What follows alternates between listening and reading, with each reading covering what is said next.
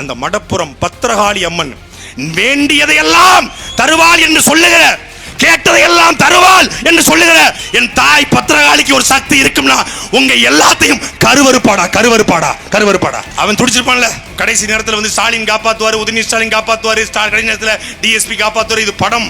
சிங்கம் சூர்யா வந்துருவாரு, சாமி விக்ரம் வந்துருவாரு, கம்பீரம் சரத்குமார் வந்துருவாரு, கிளைமாக்ஸ்ல வந்து வால்டர் வெற்றிவேல் சத்யராஜ் வந்துருவாருன்னு சினிமா கிடையாது. அவன் நினைச்சிருக்க வாய்ப்பு இல்லை. ஆனா பத்திரகாளி நினைச்சிருப்பான்.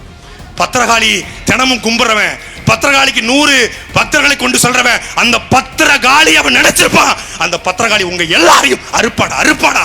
நீதிமன்றமே நாளைக்கு பிழையா நின்றாலும் கொஞ்சோண்டு என் முன்னோர்கள். பத்திரகாளினா யாரு?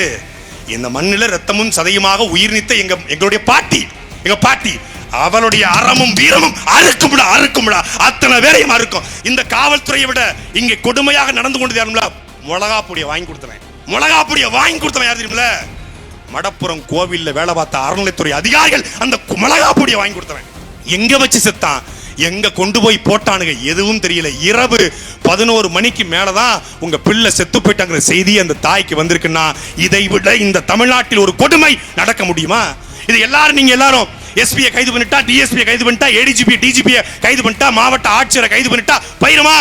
இந்த கொடுமையான ஆட்சிக்கு என்ன முடிவு?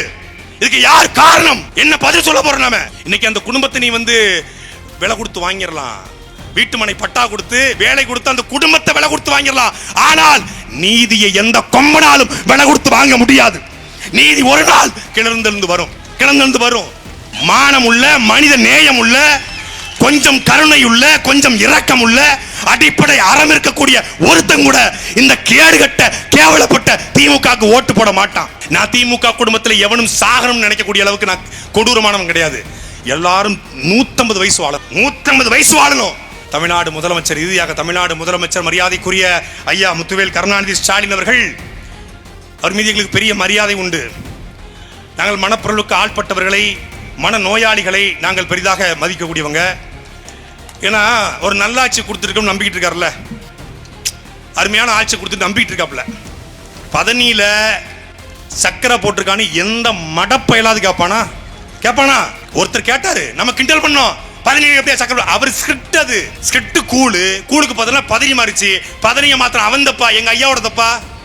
ஐயா சரியா தான் பேசியிருக்காரு. அதே மாதிரி தான் எல்லா இடத்துக்கும் அவருடைய செயல்பாடை பூரா கவனிங்க, அவர் எப்படி இருக்கான்னு தெரிஞ்சுக்கலாம்.